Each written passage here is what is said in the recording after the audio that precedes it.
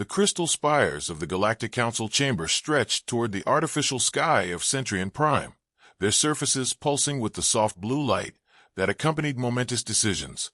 Ambassador Zethkar of the Hegemony stood at the central podium, his 6 arms gesturing with practiced authority as holographic displays showed the small blue world that had become their greatest concern.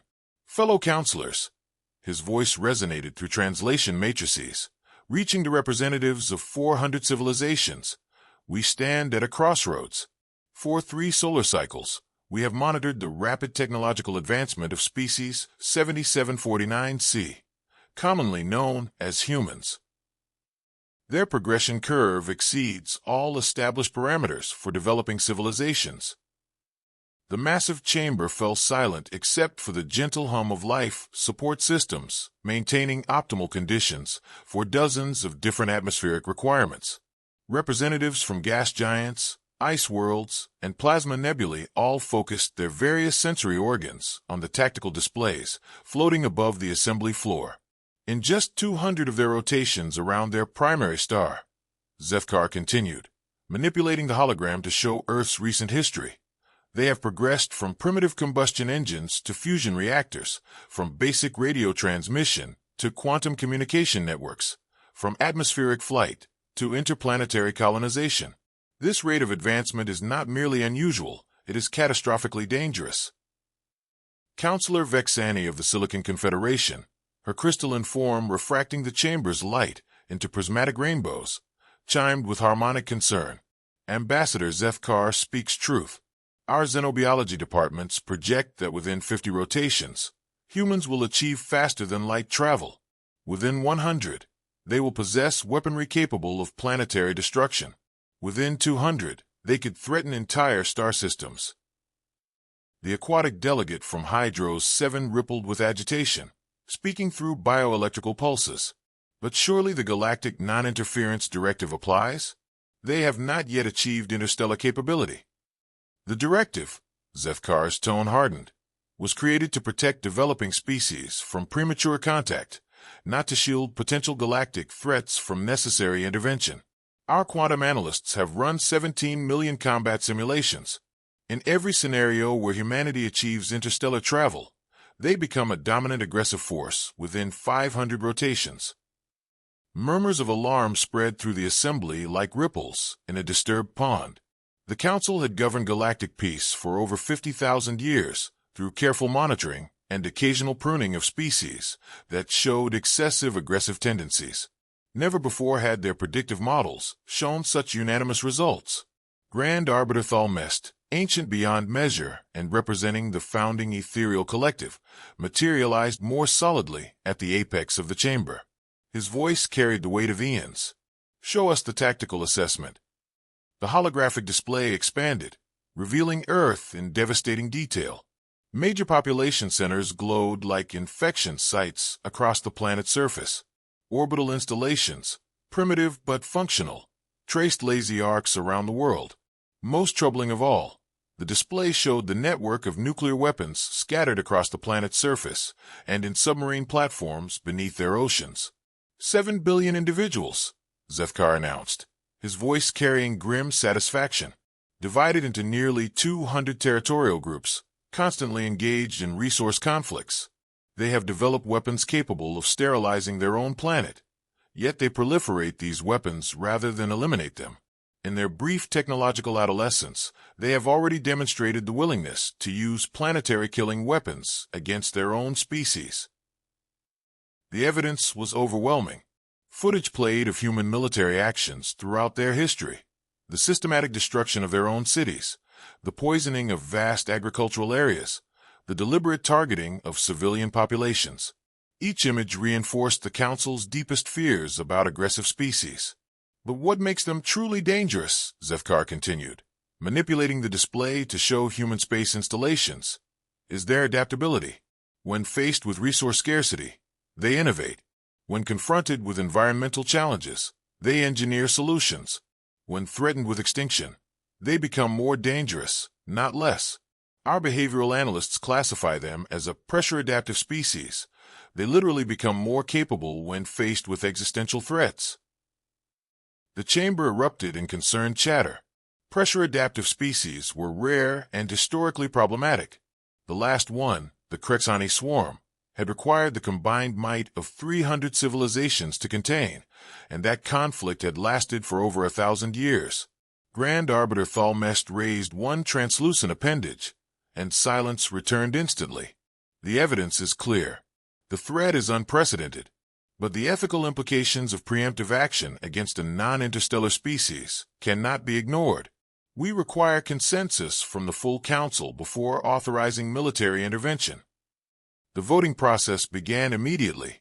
Representatives across the chamber activated their decision matrices, quantum-encrypted votes flowing into the central tabulation system. The weight of galactic history pressed down on the assembly as each civilization cast their judgment on humanity's fate. Within minutes, the results materialized in stark holographic numbers above the chamber floor. Of the 400 civilizations represented, 397 voted for immediate military intervention. Only 3 abstained. None voted against. Grand Arbiter Thalmest's form solidified with grim purpose. By unanimous consensus of the Galactic Council, Species 7749-C is hereby classified as an existential threat to galactic stability.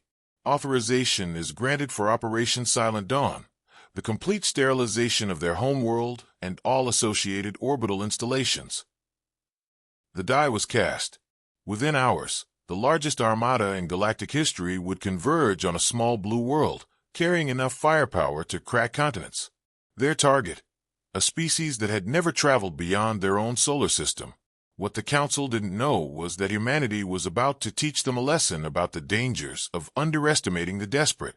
Admiral Chen stood in the command center of Luna Station, Earth's primary defense coordination facility, watching the impossible unfold across her tactical displays.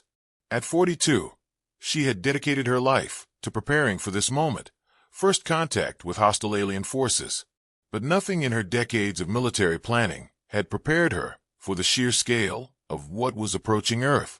Admiral, Lieutenant Commander Rodriguez called from the sensor station, his voice tight with controlled panic. Long-range deep space monitors are confirming the readings.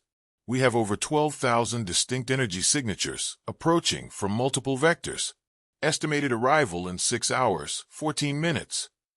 Chen closed her eyes briefly, feeling the weight of 7 billion lives settling on her shoulders. When she opened them, her gaze was steel. Signal status confirmation to all defense networks. Initialize Protocol Omega. Around the command center, officers moved with practiced precision despite the unprecedented nature of their situation. Earth's combined military forces had spent the last 5 years preparing for possible extraterrestrial contact, but their most optimistic scenarios had involved perhaps a dozen ships, maybe 100 at most. 12,000 vessels suggested either a massive exploration fleet or an invasion force beyond their worst nightmares. "Ma'am," came the voice of Dr. Yuki Tanaka from the Scientific Analysis Station. "Initial spectral analysis suggests the approaching fleet represents technology at least 300 years beyond our current capabilities. Their propulsion systems alone generate energy signatures that dwarf our largest fusion reactors." "Weapons assessment?" Chen asked, though she dreaded the answer. "Unknown, but given their technological superiority and the size of their force, we have to assume they could eliminate our entire civilization within minutes of engagement." Chen nodded grimly. Earth's defenses, impressive by human standards, suddenly seemed pathetically inadequate. Orbital defense platforms armed with railguns and missile systems, ground-based laser arrays, and a small fleet of fusion-powered interceptors. All of it might as well be spears and shields against what was coming. "Admiral," the communications officer announced, "we're receiving transmissions from the approaching fleet. Multiple languages, but our AI translation systems are making progress." "Put it through." The main display flickered, revealing a creature that defied easy description. 6 arms, compound eyes that glittered with alien intelligence, and a voice that seemed to speak directly into their minds, despite the technological translation barrier. Species 7749-C, designation human. The being announced with formal coldness. "I am Fleet Admiral Zethkar of the Galactic Council Armada. Your species has been classified as an existential threat to galactic stability. By unanimous decision of the Council representing 400 civilizations, your world will be sterilized within the next 6 rotations of your planet. This is not a negotiation. This is an execution. The transmission cut abruptly, leaving the command center in stunned silence. Chen felt her blood turn to ice. Not an invasion, not conquest, complete annihilation. Options, she asked quietly. Admiral, Colonel Marcus Webb, head of strategic planning, stepped forward with a grim expression. Conventional resistance is impossible. Their technological advantage is insurmountable. Even if we somehow managed to destroy 90% of their fleet, the remaining force would still be capable of cracking our planet. Evacuation scenarios? Impossible. Even if we had the transport capacity, which we don't, 6 hours isn't enough time to move even a fraction of our population off-world. Chen stared at the tactical display showing the approaching Armada. Each step represented a ship that could probably destroy entire cities. 12,000 cities worth of destruction, all focused on eliminating humanity. Ma'am, Dr. Tanaka spoke up hesitantly. There might be another option. It's desperate, untested, and probably suicidal, but given our situation. Speak freely, Doctor. Project Prometheus, the experimental quantum cascade weapon we've been developing in the deep research labs. It's designed to create a localized space-time disruption that could theoretically, and I emphasize theoretically, create a chain reaction in quantum foam. Colonel Webb's face went pale. Doctor, that weapon is completely untested.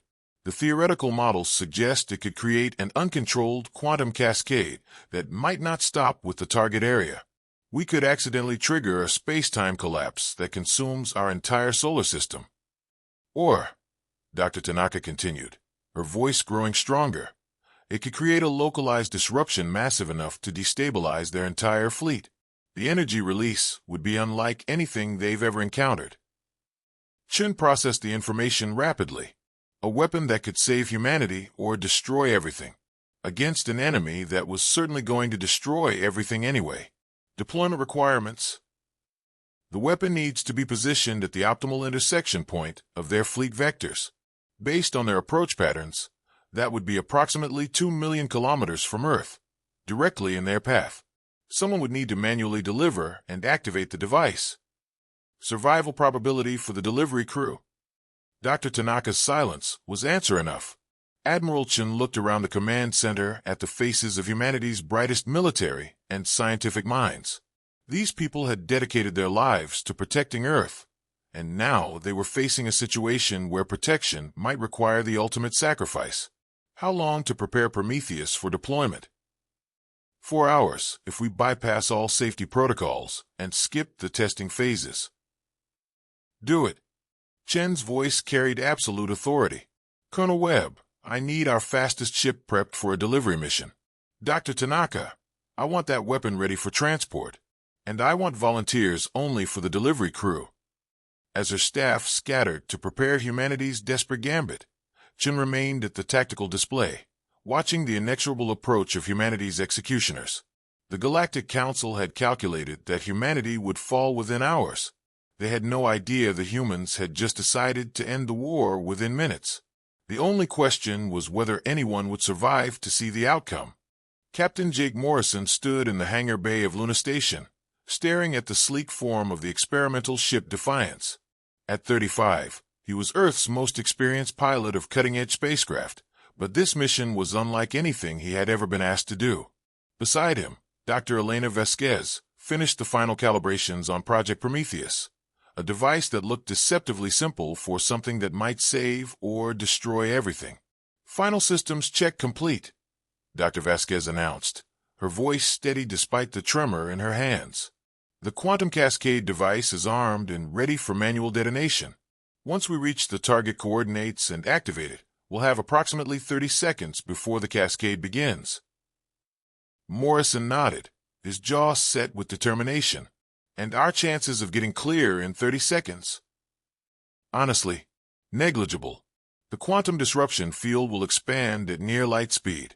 Even if we immediately engaged our fusion drive at maximum burn, We'd only make it about 50,000 kilometers before the Cascade overtakes us. So we're delivering our own funeral pyre. Captain, Dr. Vasquez placed a hand on his shoulder. What we're doing isn't suicide. It's sacrifice. There's a difference. Suicide is giving up. This is giving everything so that others might live. Through the hangar's transparent aluminum windows, Morrison could see Earth hanging in space like a blue marble, completely unaware that in less than 2 hours, an alien armada would arrive to end human civilization. 7 billion people going about their lives, trusting in the military and scientists they would never meet to somehow find a solution to an impossible problem. Captain Morrison, Dr. Vasquez. Admiral Chen's voice crackled over the comm system. We're tracking the alien fleet's approach. They're maintaining formation and speed. Estimated intersection point confirmed at coordinates you've been given. You are authorized to launch when ready. Morrison climbed into the pilot seat of Defiance, running through pre-flight checks with mechanical precision. The ship was humanity's most advanced spacecraft, a fusion-powered interceptor capable of reaching 15% of light speed in short bursts. It would have to be enough. Elena, he said as she strapped into the co-pilot seat. Any last thoughts on what we're about to unleash? Dr. Vasquez stared at the quantum device secured in the ship's cargo bay. The theoretical models suggest the Cascade will create a localized space-time disruption approximately 1 million kilometers in diameter. Anything caught in that field will experience temporal-spatial displacement effects that should be catastrophic for normal matter. Should be. Captain, we're about to test a weapon based on theoretical physics that we don't fully understand, against an enemy whose technology we can't comprehend. The only thing I can say with certainty is that whatever happens next will be unprecedented. Morrison engaged the launch sequence, feeling the familiar vibration of the fusion drive warming up. Admiral Chen, this is Defiance.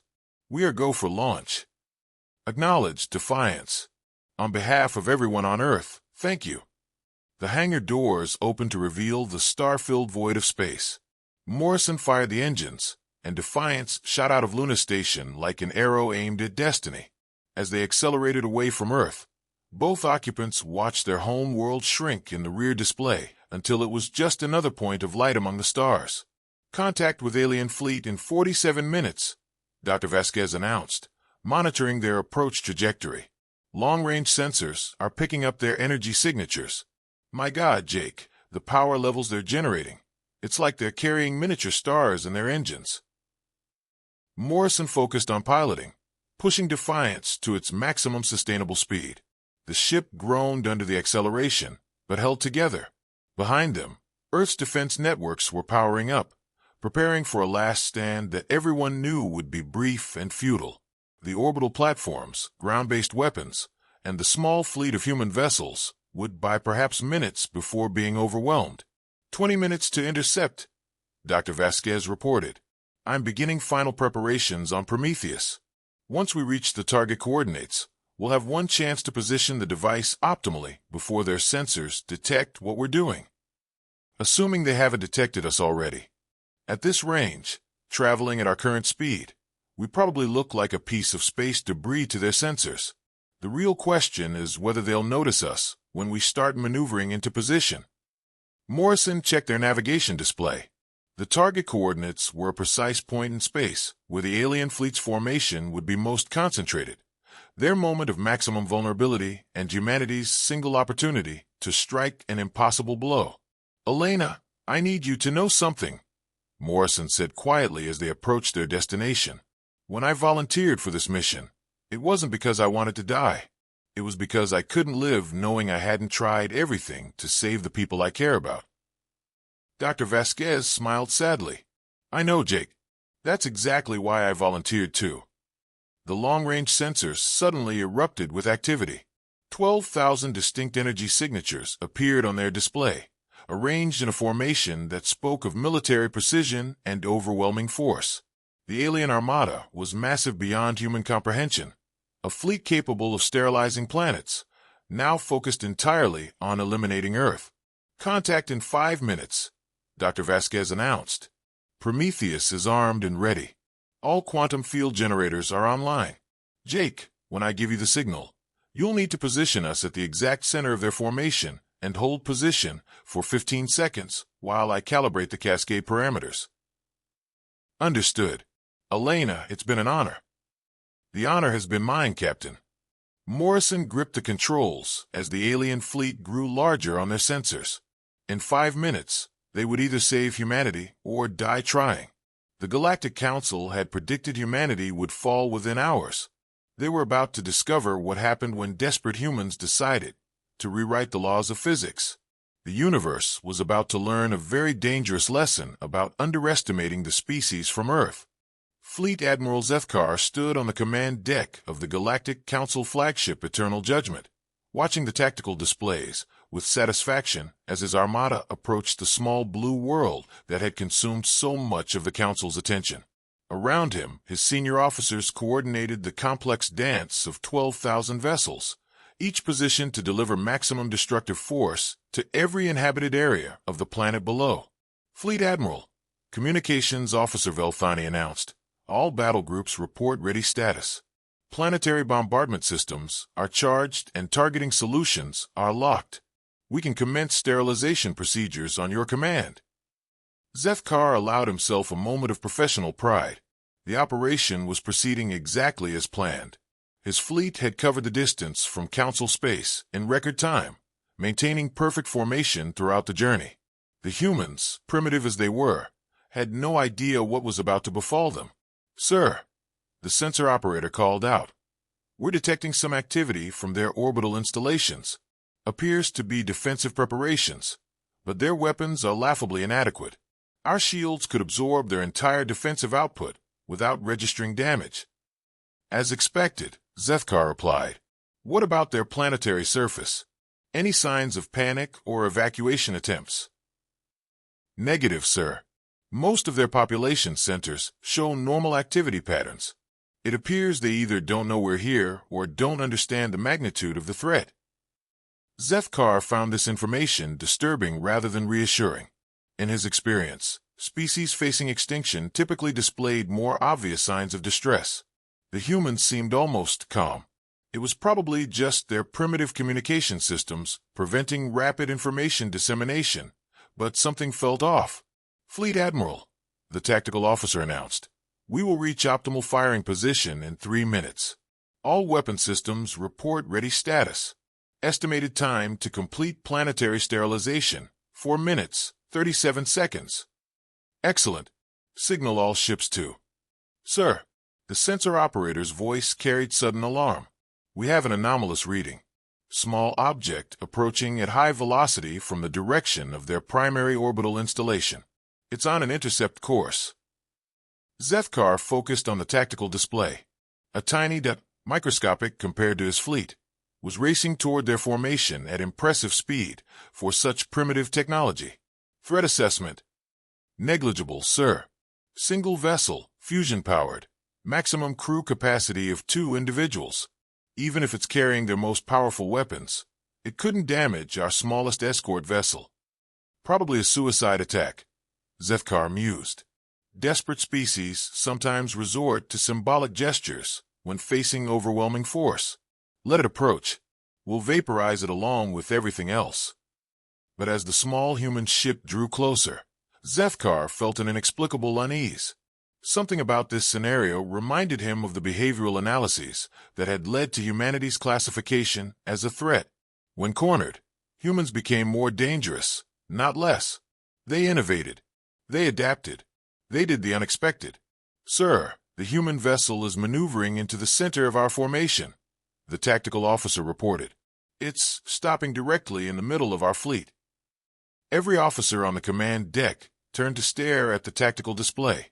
The tiny human ship had positioned itself at the exact center of 12,000 alien vessels, like a mouse sitting down in the middle of a pack of wolves. "What possible strategic purpose could that serve?" someone whispered.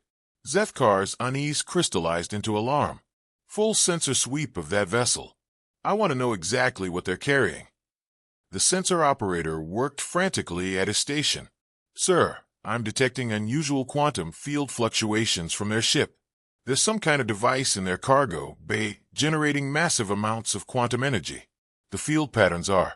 I've never seen anything like this. Could it be a weapon? Sir, the energy levels are beyond anything in our databases. If it's a weapon, it's based on principles we don't understand. Zethkar felt the first cold touch of real fear. The humans had just done exactly what their psychological profile suggested they would do. When faced with certain defeat, they had created something unprecedented. All ships, emergency evasive maneuvers. Get clear of that vessel immediately. But 12,000 ships cannot change course instantaneously. The massive formation had momentum, and the physics of space travel meant that even with their advanced propulsion systems, significant course corrections took time. Fleet Admiral, the sensor operator called out, his voice rising with panic.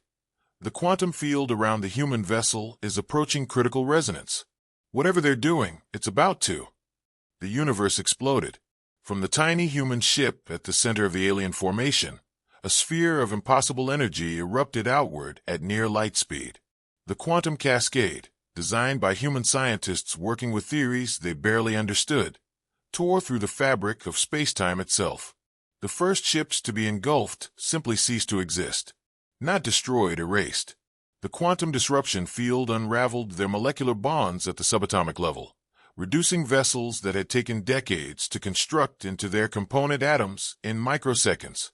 Those ships at the edge of the Cascade field experienced something worse than destruction. As the quantum disruption passed through them, it created temporal-spatial displacement effects that fractured their existence across multiple dimensions.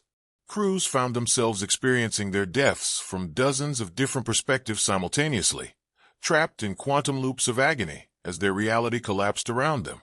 On the flagship Eternal Judgment, Zethkar watched in horror as nearly a third of his fleet vanished in the first seconds of the Cascade. Emergency klaxons screamed across the bridge as systems failed under the quantum interference.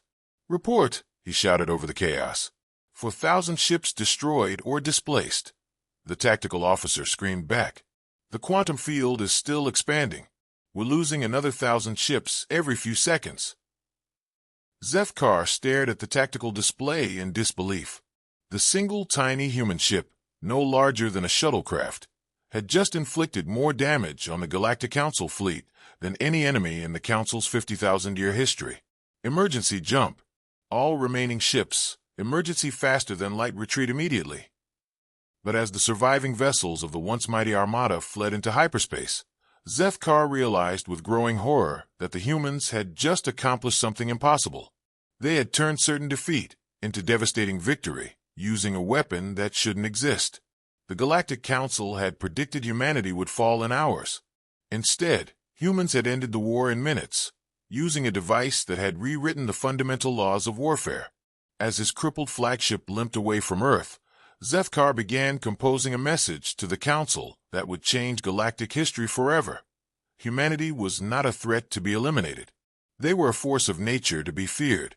The emergency session of the Galactic Council convened in chaos. Representatives from 400 civilizations materialized in the crystal chamber of Centrian Prime, their various forms of communication creating a cacophony of alarm, confusion, and outright panic. At the center of it all, Fleet Admiral Zethkar stood before the assembly, his 6 arms trembling as he delivered the most shocking military report in galactic history. 8,437 vessels, he announced, his voice hollow with disbelief. Gone in the first 90 seconds. Another 2,000 lost during the retreat. From an armada of 12,000 ships, fewer than 1,600 survived to make the jump to hyperspace. Grand Arbiter Thalmest materialized with unprecedented solidity, his ancient form radiating shock and confusion. Explain to this council how a single primitive vessel from a non-interstellar species could inflict such catastrophic losses on our combined fleet. Zethkar activated his tactical display, showing the recorded sensor data from the battle. They deployed a quantum cascade weapon of unknown design. Our scientists have analyzed the energy signatures, and the implications are terrifying. The humans created a localized space-time disruption that essentially unraveled reality within a 1,000,000-kilometer radius. Counselor Vexani of the Silicon Confederation resonated with harmonic distress. Impossible. Quantum cascade technology, requires understanding of transdimensional physics that should take millennia to develop. Our own scientists have only theoretical models of such weapons. Yet the humans built one, Zefkar replied grimly. Not only built it, but deployed it with suicidal precision. The crew of that vessel positioned themselves at the exact center of our formation and triggered the device manually. They died to ensure maximum damage to our fleet. The chamber erupted in alarmed chatter. The concept of suicide attacks was not unknown among galactic civilizations, but the tactical precision and technological innovation demonstrated by humanity was unprecedented. Dr. Keth Mori, the Council's chief xenopsychologist, stepped forward. Fleet Admiral, did your forces receive any communication from the human vessel before the attack? None. They approached without warning, without negotiation, without even acknowledgement of our transmission. They simply acted. This confirms our worst fears about their psychological profile, Dr. Keth Mori announced to the assembly. Humans are not merely pressure adaptive. They exhibit what we can only classify as exponential crisis evolution. When faced with extinction-level threats, they don't just adapt, they innovate beyond all reasonable parameters. The aquatic delegate from Hydros 7 rippled with nervous energy. But surely this was a lucky strike. One experimental weapon against an unprepared fleet. Zefkar's expression darkened. Intelligence reports from our surviving reconnaissance drones suggest otherwise. Since our attack, human activity has increased exponentially. They're mass-producing quantum Cascade devices and upgrading their entire military infrastructure. Within months, they'll have weaponized their entire solar system. A stunned silence fell over the chamber as the implications sank in. The Council had attempted to eliminate humanity as a preventive measure, and instead had triggered exactly the scenario they had hoped to avoid: rapid militarization of an exponentially dangerous species. There's more, Zefkar continued. Our xenoarchaeology teams have been analyzing human historical data. This pattern of explosive innovation under pressure isn't new. Throughout their species development, they've repeatedly achieved technological breakthroughs decades ahead of normal progression when facing existential threats. Grand Arbiter Thalmest processed this information with growing alarm. You're suggesting that our attack didn't just fail. It accelerated their development?